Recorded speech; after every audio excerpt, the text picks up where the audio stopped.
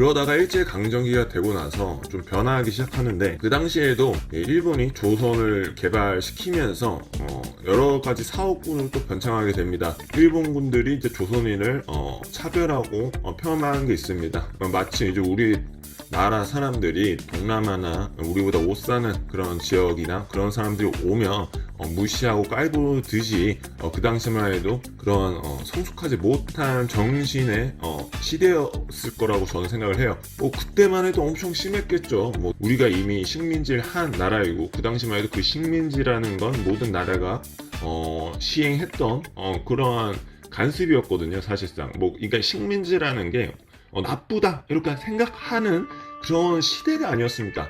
다 식민지 하면서 거기에 착취하고 그게 당연히 생각하고 어린 나이에 그런 걸 보고 배웠으며 그게 잘못됐다라고 얘기하는 사람이 단 한 명도 없었어요. 그냥 약한 자는 강한 자한테 뜯겨 먹히는 그런 시대라고 보시면 됩니다. 그래서 일본이 당연히 조선을 공격했으니까 우리 입장에서 나쁜 건 맞지만, 그 당시 일본은 우리를 공격했다고 해도 나쁘다고 인식을 못합니다. 근데 이거는 스페인도 그렇고 포르투갈, 미국, 영국, 프랑스도 다 똑같은 생각하고 있었을 겁니다. 독일도 그렇고요. 그러니까 그 당시만 해도 강한 나라가 약한 나라를 먹는 겁니다. 중국도 많이 공격을 당했는데, 만약에 중국이 그 당시에 다른 나라들보다, 아니면 마편 전쟁에서 그렇게 밀리지 않고 이겼다면 분명히 그들도 식민지를 했을 겁니다. 이 공부라는 그런 체제, 정책, 이 민주주의, 사회주의에 대해서 공부를 하는 사람들 극소수였고, 그 중에 한 명이 자유민주주의를 공부했던, 미국에서 공부했던 이승만 대통령이 있었고, 나머지 대부분은 중국 쪽에서 돈을 지원을 받고 거기서 이제 독립운동을 했던 사람입니다. 이분들이 민주주의 이런 것들이 아니라 살짝 사회주의에 가까운 마르크스나 스탈린 이쪽의 영향을 많이 받고, 심지어 이제 김일성은 거기서 이제 정신교육을 받았잖아요. 중국도 일본한테 침략을 당했기 때문에 중국과 어떻게 보면 같은 입장에서 우리는 어떻게 행동해야 될까 받아들였을 거라고 생각합니다. 중국한테 힘을 받아서 포탄을 만들고, 그래서 이제 일제 그 당시 국왕이나 이런 사람들한테 포탄을 날리고 했던 게 그러한 이유입니다. 그렇게 시대가 지나가면서 이제 일본이 미국을 공격하고 미국이 일본을 공격함으로써 우리가 자연스럽게 방북이 됩니다. 그렇지만 바로 남한이 건국되지 못해요. 왜냐? 그 당시만 해도 우리 조선이라는 나라는 너무 연약하고 누군가가 대신 정치를 맡아줘야 되는 그런 시대였습니다. 위에는 사회주의 이념으로 가득 찬 소련이 있었고, 밑에는 미국이 있었죠. 이 모스크 회담 이런 걸 통해서 어떻게 해야 되냐 결정을 하는 와중에 이게 계속 가결이 돼요. 그래서 이승만 대통령이 이거 이러면 다른 나라한테 휘둘리며 살겠다라는 생각을 했습니다. 그러면서 우리 대한민국을 사회주의가 아닌 민주주의로 가야 되겠다라고 생각을 하셨죠. 그 반면 위쪽에 있던 김원봉이나 김일성 같은 사람들은 사회주의를 공부를 배웠고, 이게 평화와 그러한 이야기를 통해서 이게 좋은 곳으로 발전이 될 것이다 라고 생각했을 겁니다. 그렇지만 현실은 여러분도 알다시피 소련이 붕괴하고 독일이 붕괴하고 북한은 이제 개박살이 났잖아요. 근데 그 당시만 해도 그걸 몰랐어. 그 당시만 해도 진짜 못 사는 하층민들이 너무 많았기 때문에 빵 한 조각이라도 나눠 먹자 이런 것들이 사실 자유민주주의 사회주의 모르는 그냥 백지 상태에서는 당연히 그런 연민의식과 아니면 평등이라는 그런 단어가 키워드가 꽂혔을 겁니다. 그리고 실제로 그게 가능할 거라고 생각했을 거예요. 사회주의 대부분이 그런 식으로 그런 국민들을 우롱을 하면서 결국엔 그 위에 있는 사람들만 잘 먹고 밑에 있는 사람들은 빵이 아닌 콩가루를 나눠 먹는 그런 나라가 되었죠. 지금까지 변한 거 한 번도 없습니다. 사회주의 체제의 나라가 잘 사고 이런 거 보지 못해요. 잘 살아봤자 중국인데, 중국에서도 여러분도 알다시피 잘 사는 놈은 잘 살고 못 사는 사람들은 평생 못 삽니다. 실제로 인간이라는 그 감정과 생각에 대입을 했을 때 이게 제대로 작동하지 못한다라는 걸 몰랐을 겁니다.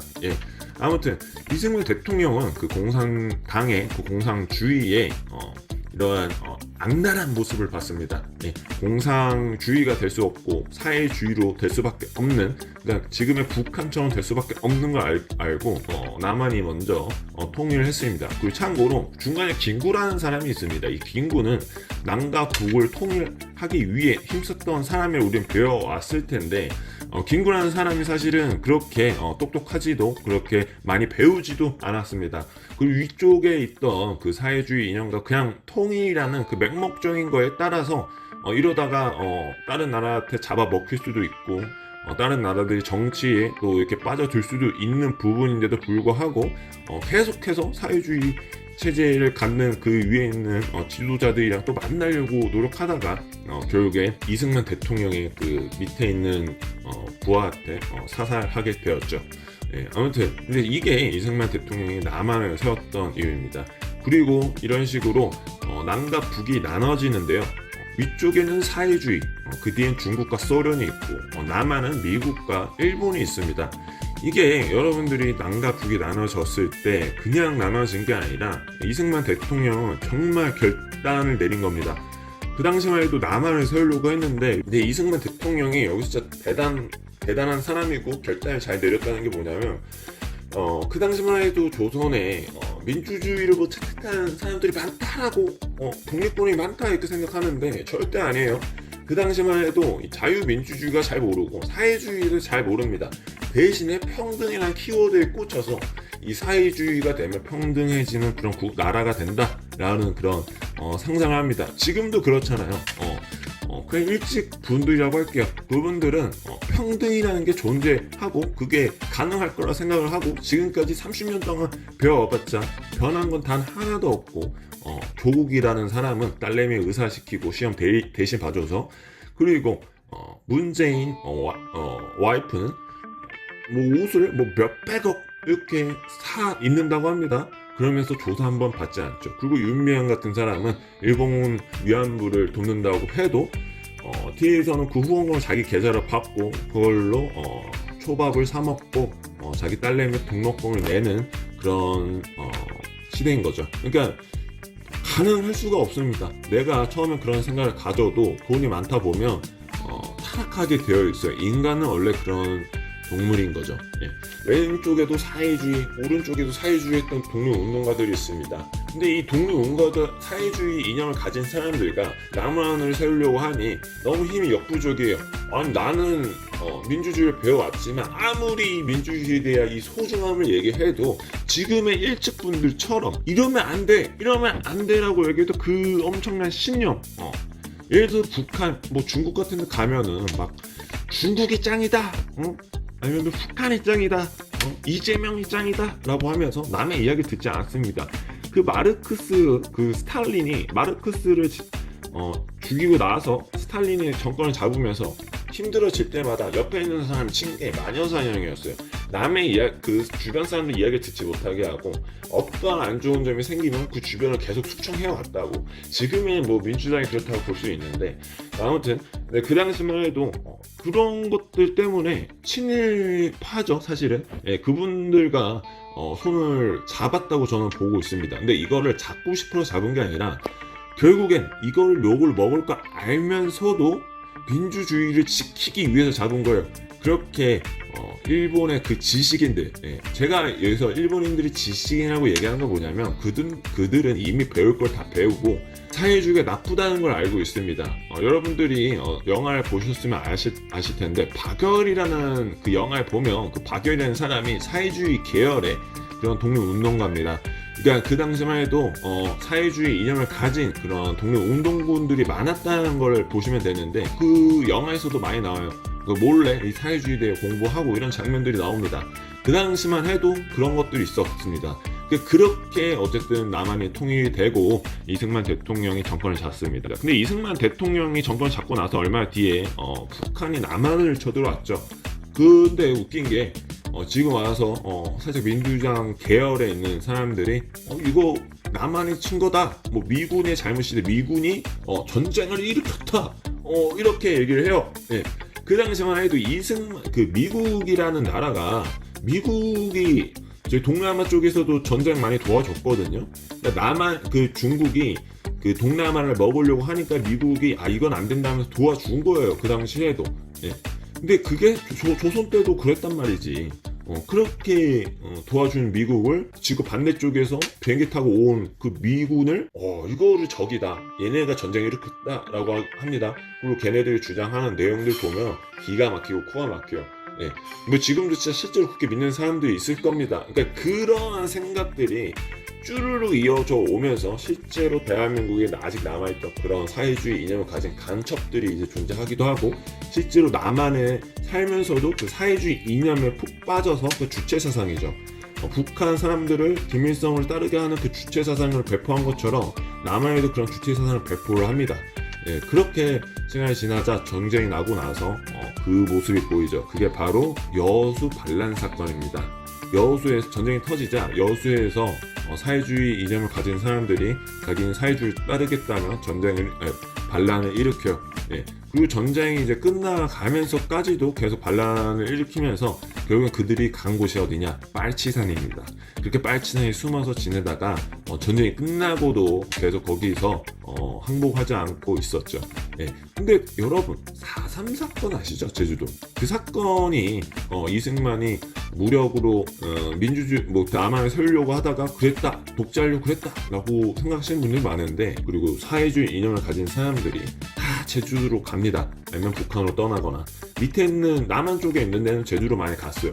그래서 갔는데 거기 사회주의 이념을 가진 사람들이 자기는 이런 정부 세우기 싫다, 사회주의가 좋다, 이런 것들이 팽팽해지면서 말을 잘 안 들어요. 예. 여기서 빨리 뭘 뽑아야 되는데 여기 우리끼리 뽑겠다, 이런 식으로 나오는 거야. 사실 북한에 대해서 압니까? 뭘 알아요? 지금 남과 북이 나눠졌고 전쟁이 일어났는데 제주 사람들 몰라. 그러니까 거기 있는 사회주의 이념을 가진 사람들은 그걸 반대하는 겁니다. 예. 지금 남한 사람이 얼마나 피 터지게 싸웠는데, 아무튼 그게 추후에 이제 통일되고 나서도 계속 이제 말 안 듣고, 통일되기 전에는 사회주의 이념을 가진 그 중국과 북한 입장에서 싫어하잖아요. 그러니까 계속 이제 건국을 반대하는 겁니다. 예. 아무튼 그런 시기가 지나가면서 이제 6.25 전쟁이 끝나고 이승만 대통령이 재선을 합니다. 근데 여러분들이 생각했을 때 그 당시 그 민주주의라는 게 온전한 민주주의였나, 여러분들 생각을 하셔야 돼요. 그만해도 여수 사건이 반란군을 일으키면서 사회주의 이념을 따른 군인들이 존재했었고, 그 당시만 해도 남한보다 북한이 훨씬 더 잘 살았어요.